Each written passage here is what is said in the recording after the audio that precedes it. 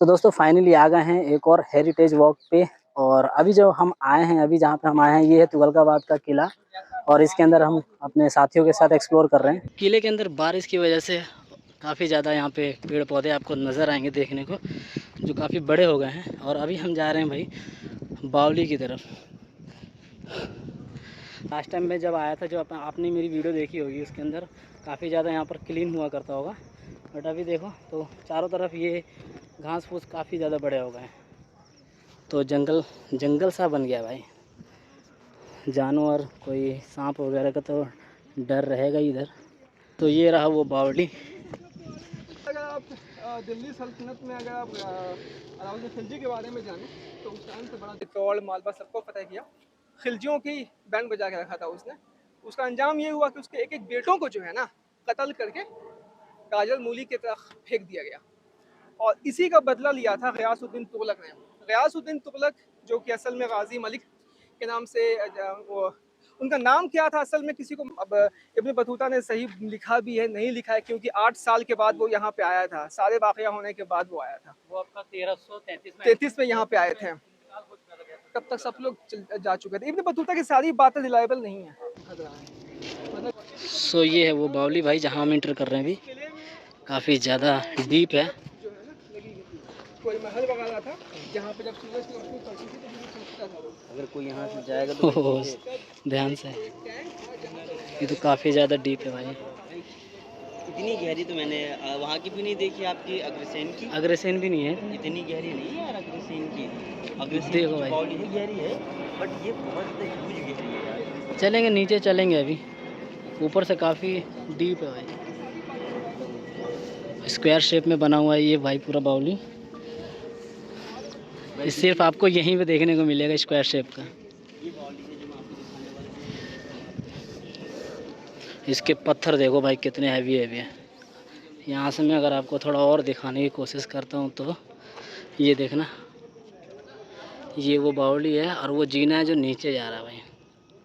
देखो कितनी मंजिल हो रही है, 1 2 3 4 5 मंजिला आपको नज़र आएगा।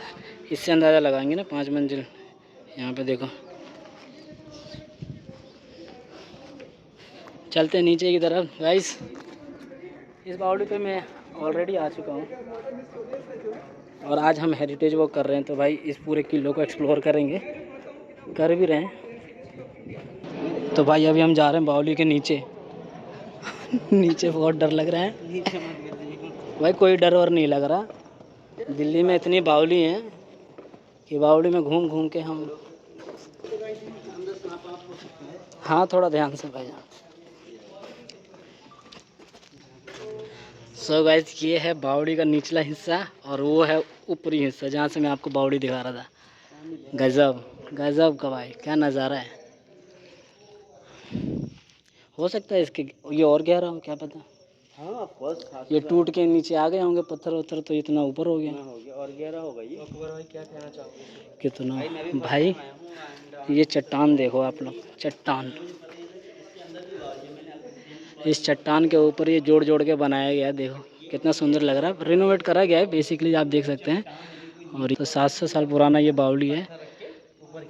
और किले के अंदर भाई 3 बावड़ी हैं, जो 2 तो आपको देखने को मिलेंगे, एक के बारे में पता नहीं। तो रागिब भाई वहाँ डिटेल बता रहे हैं बिना हमें बताए। तो चलते हैं, क्या हम दूसरा बावली देख पाएंगे कि नहीं, वो देखते हैं उधर ही जाके। फिलहाल हम चलते हैं भाई ऊपर की तरफ। तो भाई ये बावली थी जो मैंने आपको नीचे से दिखाया, और इसके आप चारों तरफ देखो तो कितने घने जंगल हो रहे हैं। अब ये किले के बारे में बताया जाता है कि ये लगभग 6 किलोमीटर तक फैला है। तो ये वाला हिस्सा काफ़ी आगे तक है, और ये पूरा किले का स्ट्रक्चर है वो लगभग 1 किलोमीटर के अंदर है। तो 6 में से 5 माइनस होगा। सोचो अभी ये इतना बड़ा है 1.5 किलोमीटर, तो जो जब ये 6 किलोमीटर हुआ करता होगा पूरा किला, कितना बेहतरीन लगता होगा देखने में हमें। सच में बहुत बेहतरीन लगता होगा सर। हाँ सोहेल भाई, हाँ बहुत बेहतरीन। कैसा लग रहा है आज एक्सप्लोर करके? मज़ा आ रहा, मतलब वहाँ से मज़ा आता है मेरे को जब आते हैं। हाँ वहाँ पे जो वो बुर्ज है ना, सेल्फी पॉइंट बोल सकते हैं उसका, वो वहाँ से आपको पूरा किले का नज़ारा कराऊंगा जो कि पूरा दिखेगा। देखो भाई पूरा महल का हिस्सा कैसे खंडर हो गया, कुछ कुछ अवशेष बचे हुए हैं, और एक ये वाला हिस्सा बचा हुआ है। तो अभी इसको चल रहे हैं हम एक्सप्लोर करने के लिए। बुजुर्ग रहे हैं और जितने भी सुल्तान गुजरे हैं ना उन सबको इन पर अकीदत थी, ठीक है। यहाँ तक कि अलाउद्दीन खिलजी जो है वो भी इनसे काफ़ी मिलना चाहता था, वो नहीं मिलते थे, लेकिन कभी उन्हें बदतमीज़ी नहीं की, उसने बदतमीज़ी की इनके साथ मुबारक खिलजी ने की है। तो अभी हम चल रहे हैं गयासुद्दीन तुगलक का जो थे उनके ये महल है, आप देख सकते हैं। ये इस महल के अंदर चल रहे हैं जो खंडर हो चुका है ऑलरेडी। गाय चल रही है, बताओ फोर्ट के अंदर गाय है, ये पूरा जो है ना पूरा है। चारों तरफ आप देखो भाई, इसके अंदर किसी टाइम पे साफ सफाई था, बट अभी इतना ज़्यादा गंदगी हो गया। गंदगी इन द सेंस ये घास फूस आप देख रहे हैं ये सब, तो जिसकी वजह से थोड़ा सांप वाँप का डर सा है। बट यहाँ देखो रास्ता भी कितना बेहतरीन है, यहाँ से जाएंगे तब जाके आपको ये गेट नज़र आएगा भाई। ये गेट है इसके अंदर जाने के लिए, ये गेट है भाई। ये उस समय का जो आप देख रहे हैं ये बाथटब है। और एक चीज़ और दिखाता हुआ चलूँ मैं आप लोगों को, जब भी आप तुगलकाबाद आते हैं तो आप ये देखेंगे, ये मैं आपको दिखा रहा हूँ, एक फ़ोटो है जो कि 1998 समथिंग की है। और ये देखिए पूरा इसकी हिस्ट्री बताऊँगा मैं आप लोगों को आगे चल के। और ये पूरा महल का एरिया है, ये पूरा महल का एरिया है। वहाँ देख सकते हैं आप मेहराब बनी हुई है, यहाँ देख सकते हैं एक दरवाज़ा है। तो अब हम जाने लग रहे हैं दोस्तों किले के मेन हिस्से की तरफ, जहाँ पर ज़्यादा पब्लिक रहती है। और आप यहाँ के किले की जो दीवारें आप देख सकते हैं, पत्थर काफ़ी बड़े बड़े पत्थर हैं यहाँ पे आपको देखने को मिलेंगे। और दोस्तों बताया जाता है कि मतलब इसके जो पत्थर इसमें इस्तेमाल करे गए हैं वो लगभग 6-6 टन के इस्तेमाल करे गए हैं पत्थरों को। डायरेक्टली बात हो रही है, तो बाकी इसका टूट गया, इसका जो ऊपर का डोम है वो थोड़ा अलग सा लग रहा है। हाँ, ये वो पीरियड दर पीरियड के अकॉर्डिंग ऐसे बनाए गए हैं। इस टाइप की महरौली में भी कई जगह पे जो आर्कोलॉजिकल पार्क है वहाँ पर भी बने हुए हैं। बिल्कुल बिल्कुल। अग्रसेन बावली के पास भी है ना ऐसा, अग्रसेन बावली के पास भी है शायद, वो जो छोटी सी। हाँ वो भी है, वो भी ऐसी ही है। हाँ। तो दोस्तों ये जो मस्जिद आप देख रहे हैं, इस मस्जिद को शेख फरीद ने बनवाया था, जो कि मुग़ल दौर में एक नामी सूफ़ी संत थे, और इन्हीं के नाम पर आज का फरीदाबाद का नाम रखा गया है। तो दोस्तों अभी हम चलने लग रहे हैं किले के सबसे ऊंची जगह पर, जो कि एक बुर्ज मंडल है या विजय मंडल है, लोग किसी भी नाम से बुलाते हैं। तो अभी मैं हूँ भाई विजय मंडल के ऊपर, और यहाँ से मैं आपको इसका नज़ारा दिखाता हूँ, व्यू व्हाट। सो ये देखो भाई, विजय मंडल से नीचे का व्यू कुछ ऐसा है। देखो हरियाली और स्ट्रक्चर ही दिख रहे होंगे आपको, जो भी बहुत तेज हवा चल रहा है भाई। आवाज़ पता नहीं आ रही होगी कि नहीं क्लियर, बट यहाँ से बहुत अच्छा व्यू ना आ रहा है। इसकी ये है भाई सामने का व्यू, देखो यहाँ से भी देखो गयासुद्दीन तुगलक का जो टॉम्ब है देखो दिख रहा है, क्या ही खूबसूरत था। मुबारक खिलजी को मार के जो बना था, जितने भी सुल्तान थे यहाँ पे सबको, उसका सबसे पहले दो काम था। उसका काम ये था कि जितने भी खिलजी शहजादे हैं सबको मार दिया जाए, और जो भी यहाँ के अमीर हैं उन सबसे ज़बरदस्ती मनवा लिया जाए कि तुम सुल्तान हो। उसने यही किया। जितने भी उसके शहजादे थे सबको बोला गया, लालच दिया गया कि उनकी माँ को, यानी कि अलाउद्दीन खिलजी की बीवी को, कि अपने कुछ बच्चों को भेजो और हम जो है असल में उनको जो है ना वो बनाएंगे, सुल्तान बनाएंगे। वो सिर्फ लुभा रहा था, ऐसा हुआ नहीं।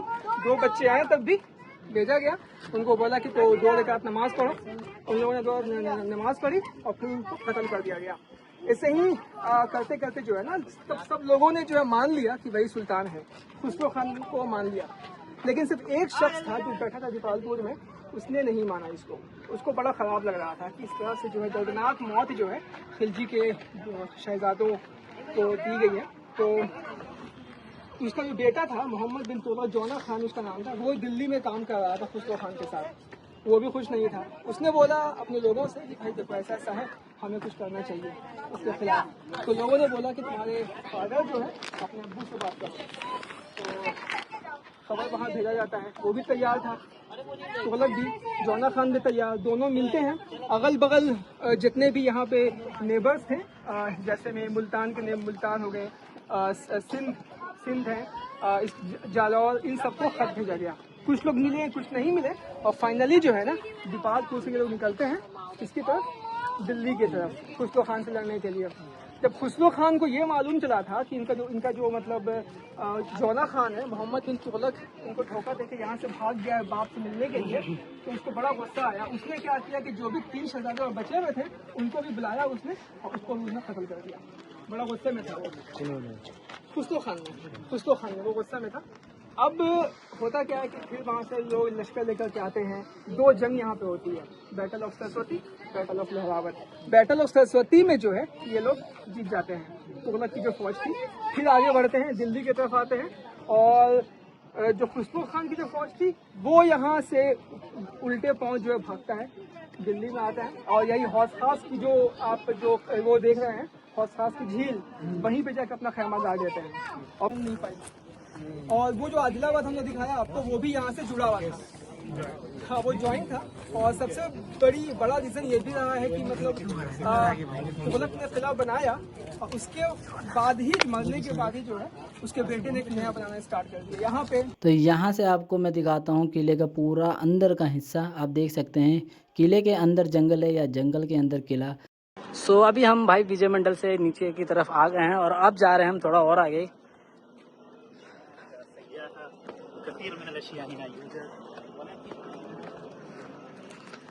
तो भाई अरबिक में ब्लॉगिंग कर रहे हैं यार, अपना 700 साल पुरानी चीज़ें देखनी है तो यहाँ पर आओ, तुगलकाबाद के अंदर आओ, ये स्ट्रक्चर देखो, महसूस करो, फील करो, बहुत मज़ा आया।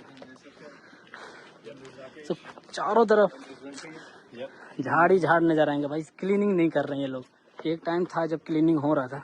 तो हम लोग भाई थे वहाँ पर विजय मंडल पे, और इधर से चलते हुए ऐसे हम आ गए हैं इस वाले बुर्ज पे, ये वाला आप देखें। और ठीक इसी के नीचे यहाँ पे मैं आपको दिखाता हूँ एक कुआं, जो मैं खुद आज पहली बार ही देख रहा हूँ। काफ़ी गहरा है, मतलब काफ़ी गहरा नहीं है, काफ़ी घना है, गहराई होगी बट भर गई है। और ये वो बुर्ज है। तो किले के अंदर काफ़ी ज़्यादा आपको कपल देखने को मिलेंगे, तो आप कपल के साथ भी घूम सकते हो भाई। उस वाले के अंदर तो काफ़ी ज़्यादा कपल है और गार्ड भी बैठा हुआ है। कपल दिखा देना नहीं भाई, नहीं, प्राइवेसी नहीं करें। तो अभी हम किले से बाहर आ गए हैं दोस्तों, और अब हम जा रहे हैं गियासुद्दीन तुगलक के टॉम के पास। ये किला उन्होंने ही बनाया था, लगभग 4 साल में बनके ये तैयार हुआ था। और अब जा रहे हैं उनके टॉम के पास, जो कि रोड के दूसरी तरफ है। वो वहाँ से जो है आता होगा, अपने मकबरे को देखता होगा, जो इसने पहले बना लिया था अपने लिए। ऐसा भी कहा जाता है कि इस मकबरे को जो है मोहम्मद बिन तुगलक ने बनाया था।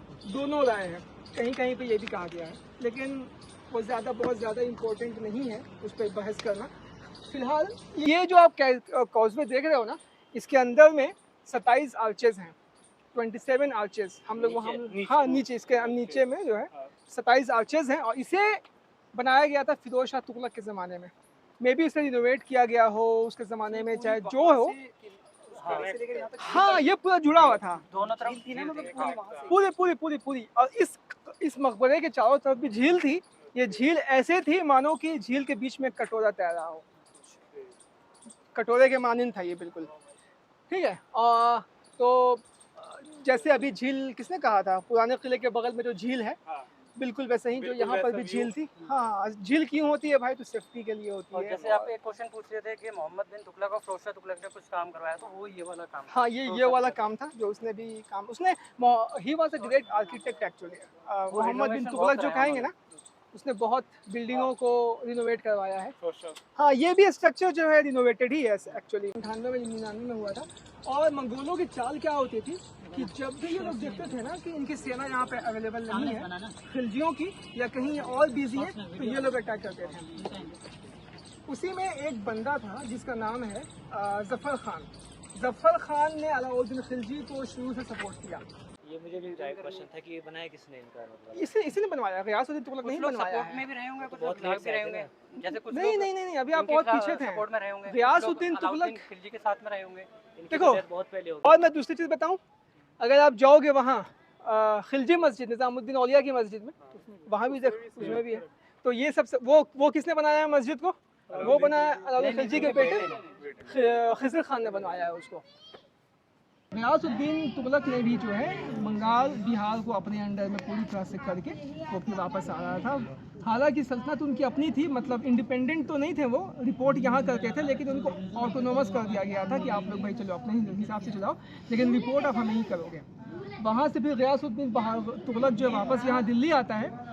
अब इसको खबर यहाँ पे ये मिलती है भाई साहब पीछे में कि इनका बेटा जो है जौना खान यानी मोहम्मद बिन तुगलक, वो निज़ामुद्दीन औलिया के बड़ा करीब हो गया है। और उसने अब बड़ी ज़बरदस्त बात है, उसने और उससे गुस्सा ये आया कि उसने ये सुना कि मोहम्मद बिन तुगलक ने निज़ामुद्दीन औलिया के जनाजे को कंधा दिया है। उसके हिसाब से निज़ामुद्दीन औलिया की मौत पहले हो चुकी थी। इब्न बतूता ने ये बात मेंशन की है, लेकिन हम लोग सब जानते हैं कि निज़ामुद्दीन औलिया का इंतकाल जो है उनके कुछ दिन के बाद, एक आध महीने के बाद हुआ था। तो इब्न बतूता की इस तरह से कई सारी बातें जो है ना सुनी सुनाई बातें हैं, क्योंकि वो 8 साल के बाद यहाँ पे आया था। उसने ना निज़ामुद्दीन औलिया को देखा था, ना गियासुद्दीन तुगलक को देखा था। तो ये सारी बातें थी। इस तरह से कहा जाता है कि ये सारी बातें जो हैं ये सब जो है खैर सही नहीं हो सकती हैं। खैर जो भी हो, अब इब्न बतूता आगे लिखते हैं कि गियास मोहम्मद बिन तुगलक ने जो है जब वो यहाँ से आ रहा था, तो जैसे ही मोहम्मद बिन तुगलक को मालूम चला कि उसके अब्बू आ रहे हैं, तो वो भाई गया यमुना के पास, उतरा घोड़े से, पाँव चूमा उनका। और गियासुद्दीन तुगलक जो है उससे बड़े नाराज़ थे, क्योंकि उनको खबर ये मिली थी कि उनके पीछे में जो है उनका बेटा सही काम वाम नहीं किया था, है ना।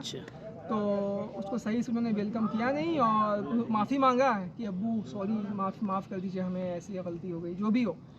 लेकिन अब उसके बाद जो है उसने वो कहा कि आपके लिए जो है हमने एक बड़ा सा पवेलियन बनाया है लकड़ी का, आप उस पर जाइए, बैठिए। मतलब उनके लिए बनाया गया था बीच में, टेम्परेरी पर्पस के लिए टेम्परेरी मॉन्यूमेंट एक स्ट्रक्चर बनाया गया था। तो इब्न बतूता ने ये पूरा इल्ज़ाम डाला है मोहम्मद बिन तुगलक पे कि मोहम्मद बिन तुगलक ने जानबूझ करके ये काम किया था कि हाँ बनाएंगे ऐसा, इतना मजबूत, इतना कमज़ोर बनाएंगे कि जैसे हाथी उस पर आकर टकराएगी ना तो वो नीचे गिर जाएगा। ये सब चीज़ें जो उड़ी है ना, जो हम लोग बोलते हैं ब्लॉग्स में कि हाथी आया, ये सब इब्न बतूता का फैलाया हुआ है। इब्न बतूता ने ऐसा बोला कि भाई हाथी टकराएगा, अहमद अयास को काम दिया, अहमद अयास ने बनाया, ऐसा बनाया कि भाई हाथी टकराएगा तो वो नीचे गिर जाएगा।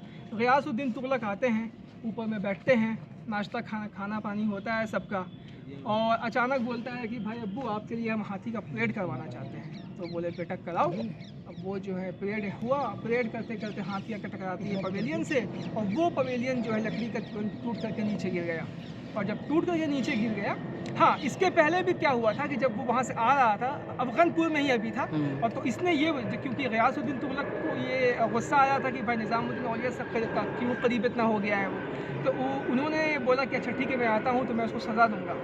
अब निज़ामुद्दीन औलिया को जब खबर मिली तब उन्होंने बोला कि दिल्ली हनूज़ दिल्ली दूर, यानी दिल्ली बहुत दूर है ना। तो ये चीज़ था उनका कहने का मतलब था कि भाई अभी रहने दो, बहुत दूर है, देखा जाएगा जब वो आएगा। और अफगानपुर ही में था वो, नाश्ता पानी हुआ। अफगानपुर जो था वो ज़्यादा दूर नहीं, 10 किलोमीटर या 8-10 किलोमीटर होगा। आज का से आगे आई नहीं, फिर वही दिल्ली से 8-10 किलोमीटर था, ज़्यादा दूर नहीं। अफगानपुर है आज में नहीं, अब तो कोई दूसरे नाम से अभी वो। मैंने उसकी रिसर्च। अरे इब्न बतूता कौन सी सन में 1300 यार इब्न बतूता 1333 में आए थे हिंदुस्तान। 1325 में सब कुछ कहानी खत्म हो चुकी थी उन लोगों की, तब यहाँ पे आए थे उन्होंने। और फिर 8 साल के बाद उन्होंने सब किताबें लिखी हैं, अपनी सुनी सुनाई बातें लिखी हैं, है ना। किसी वजह से बाप और बेटे के बारे में ऐसे लिखा है ताकि लोगों को ये दिखे कि दोनों बाप बेटे का रिश्ता जो शुरू से ये ख़राब था। तुगलक की खबर कौन सी होगी? सेंटर वाली। या लिखा तो है कि सेंटर पे है, लेकिन मुझे लगता है कि ये वाली है, क्योंकि सेंटर, मुझे लगता है उसके सेंटर से बोला गया है। मुझे लगता है कि गुंबद के सेंटर से बोला गया कि सेंट्रल जो है किसी का अगर इंतकाल होगा और वो सुल्तान है तो पहले उसे ही दफनाया जाएगा। पहले यही मरा है, और लास्ट वाली वाइफ की है, और ये मोहम्मद बिन तुगलक की होगी।